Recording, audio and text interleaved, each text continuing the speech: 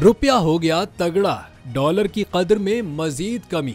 गुज़िश्ता रोज interbank में dollar का भाव 11 पैसे कम हुआ था, जबकि कारोबार के इख्तिताम पर डॉलर की कीमत 282 रुपए 89 पैसे थी। फॉरेक्स डीलर्स के मुताबिक आज दौरान कारोबार इंटरबैंक में डॉलर की कदर में 9 पैसे कमी हो गई, जिससे डॉलर 282 रुपए 70 पैसे का हो गया। ओपन मार्केट में डॉलर की कदर में 25 पैसे कमी हुई, जिसके बाद डॉलर 284 रुपए 25 पैसे का हो गया। दूसरी जानिब गुज़िश्ता रोज स्टॉक मार्केट में मुस्बत इख्तिताम हुआ।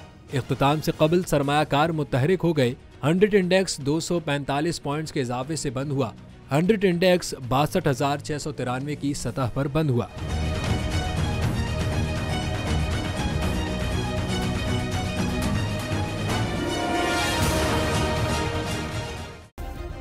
सब्सक्राइब करें और बेल दबाएं ताकि कोई खबर रह न जाए।